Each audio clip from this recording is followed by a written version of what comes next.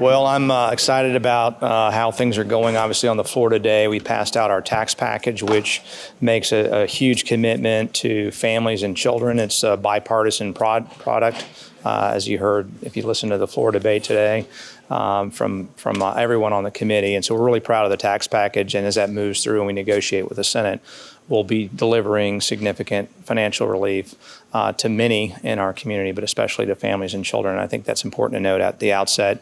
Also, things are going well in budget negotiations. We're still hoping to be ready to go by early next week. And so that's proceeding. You know, some things to be worked out, obviously, as normal, but things are going well there. So love to take your questions. Mr. Speaker, has Representative Barnaby been reprimanded in any way for referring to transgendered people as demons, imps, and mutants in committee a couple weeks ago? I've spoken to him. I think many people in the caucus have spoken to him. So I think we'll leave those conversations private, but they've voiced concerns to him about those statements. So yes.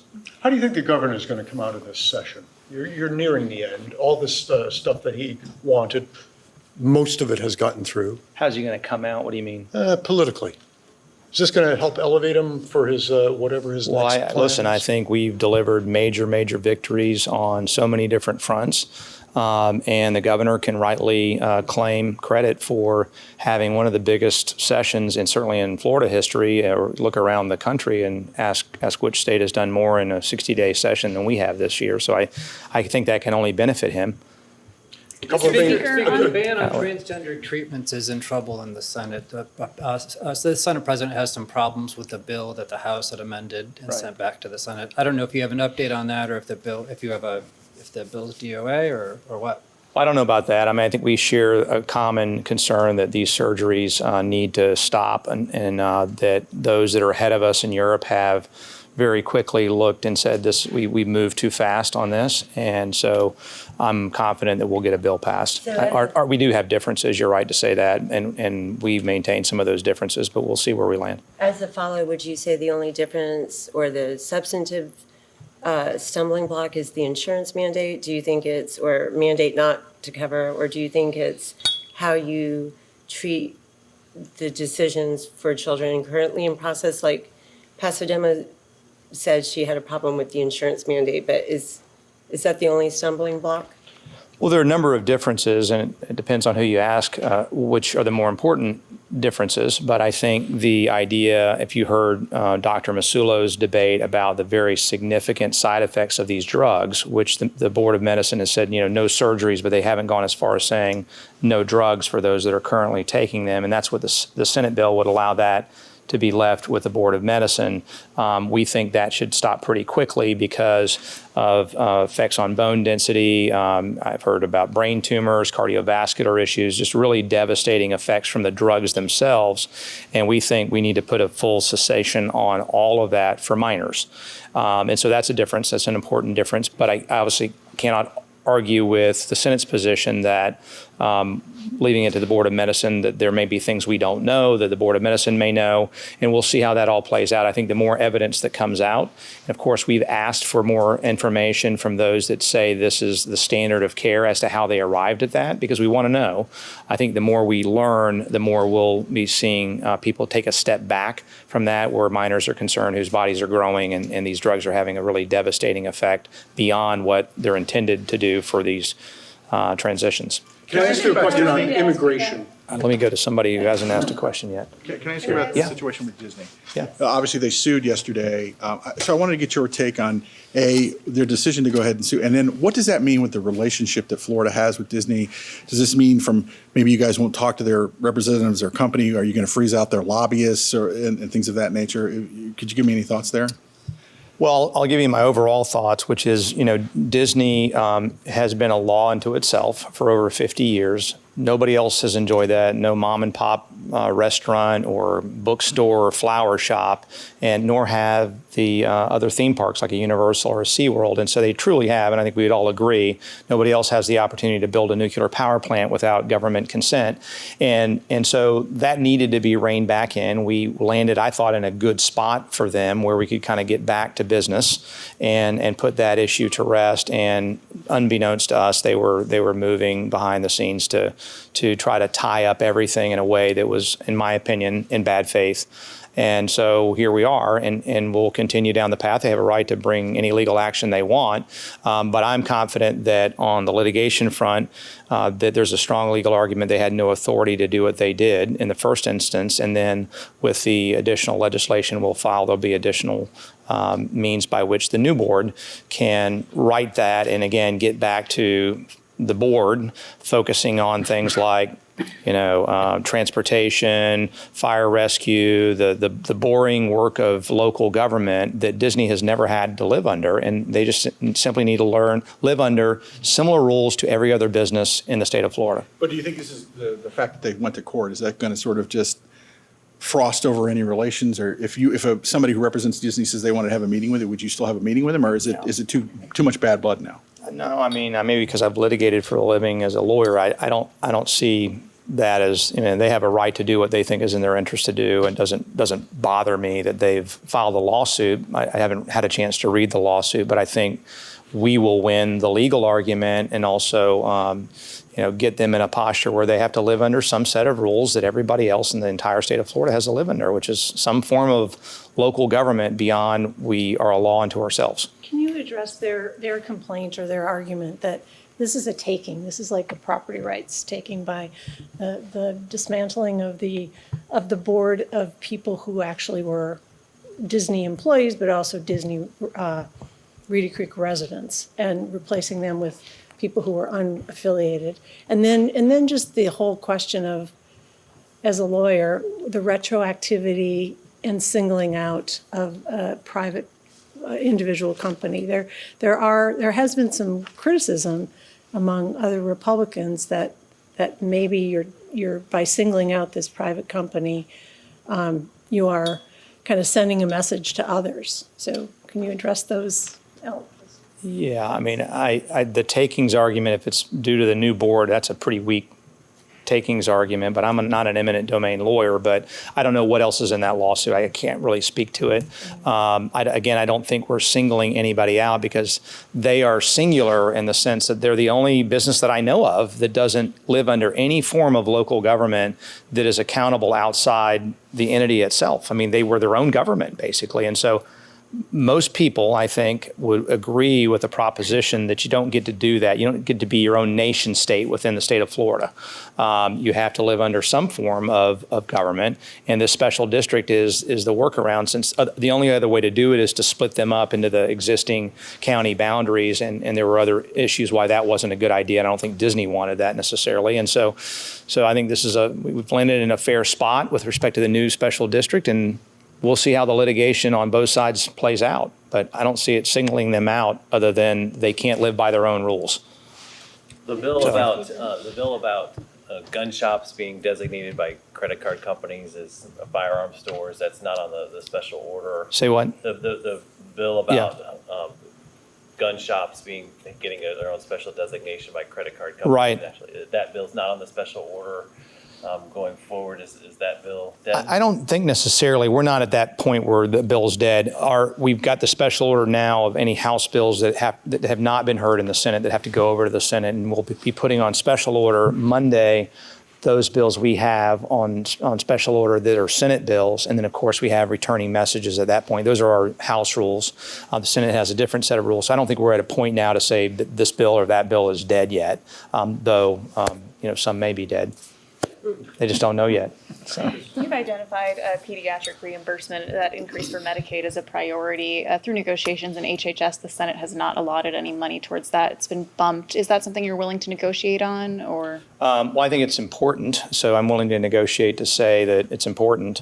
I think it's important also that as Republicans, we're a pro-life party. We've talked about protecting boys and girls that are yet born. But it's also important that once they are born, that we're taking care of them. And one way we can do that in a substantial way is make sure that our pediatric rates for children on Medicaid are not among the lowest in the nation, but among the highest or the highest in the nation.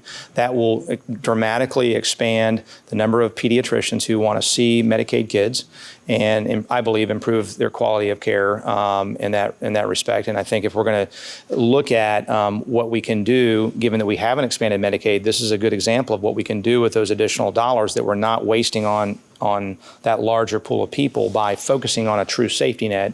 Children are in that safety net. Mr. Speaker, on a lot of different fronts, I mean, just come off the Disney thing, you guys as the legislature as a whole are going to be engaged in a lot of litigation stemming from not just this year, but from in previous years past. And obviously, I know you're not going to shirk away from something you think is right just because it might get a lawsuit. But with Disney, big tech, transgender stuff, it's getting to be a pretty long list. Are you guys like Long list of what? Of major stuff that's going to have major litigation?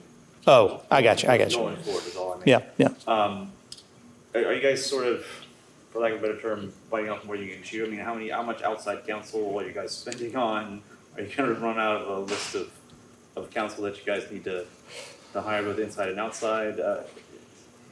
I mean, we're not starting litigation by passing these bills. People may choose to litigate over any number of bills. They've done that over trying to prevent kids in poverty, children of color from getting a scholarship to leave a failing school and go to a school of their choice.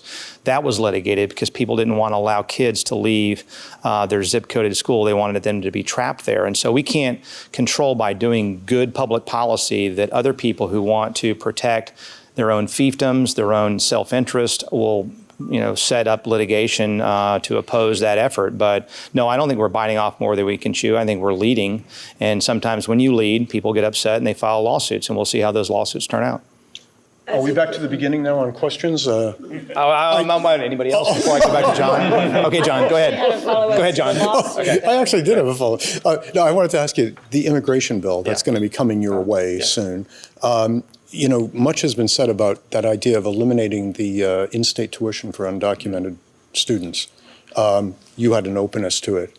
It ain't happening. Why is it not happening? I think looking on balance at what we need to do to get after the problem, I think we're focused on, an immigration crisis in this country. What are the constructive steps? And one of those is E-Verify and pointing in that direction rather than children who are already here prior to that immigration crisis and revisiting that issue. And so I'm comfortable with where we've landed. I think it's a fair place to land that's tough on immigration, also fair to those students. Is part of it because there are some members, especially in the Senate at this point, who supported that legislation at one point when they were in the House? Yeah, I think you're right. There probably are some people that were here that long ago. I was not one of those. And so given that we have passed that legislation, we have to ask how important is it for us to revisit that, eliminate it altogether. As I said, I think in a previous gaggle, perhaps look at something in between where we treat people differently that showed up at age 17, 6 months out of college and demand in-state tuition versus those that came over, in their mother's belly, pregnant. That's a different scenario, right? And they've been here for their entirety of their life. They've never known anything else but the United States. And so I think, again, we've landed in a spot that is tough on immigration, addresses the challenge of the current immigration crisis through vigorous E-Verify, through some things we're doing in DNA testing to make sure that if there are criminals in that cohort, that we're going after them as we would our own, but that we're going after those that they're not hurting Florida citizens.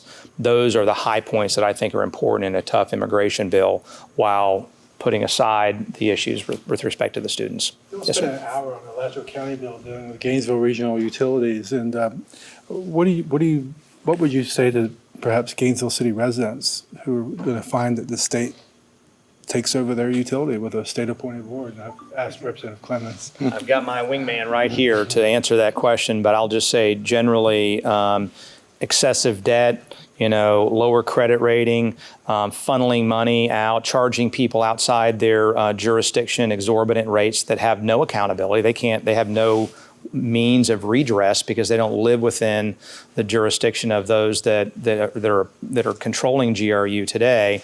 Those are the things that when I hear the bill presented, I think about is this is a entity that is putting the citizens of Gainesville and those in the surrounding coverage area in financial harm and harm's way over a series of horrible decisions that have come to a head, and we're at the point of really having to say at what point do we put an entity like this into some form of, not receivership, but some kind of state intervention. And I believe that Speaker Pro Tem Clemons' bill aims in the right direction to say it's time to stop the music and get this entity under some control so that it can start serving the citizens of Alachua County. But I'll let him speak to any specifics. Well, I'm grateful for the Senate bringing this forward, Senator Perry having championed this bill long before today, but Speaker Renner allowing me to run this local bill. There's 800 people who work at Gainesville Regional Utilities. It's been around since 1911. It's the people that work there are fabulous. What we're taking issue with is the management and the control of a big utility like that. In the last 4 years, since 2018, the administrators, which are the 7 city commissioners, have actually withdrawn $68 million more than the net earnings of that said utility. That's not fiscal responsibility.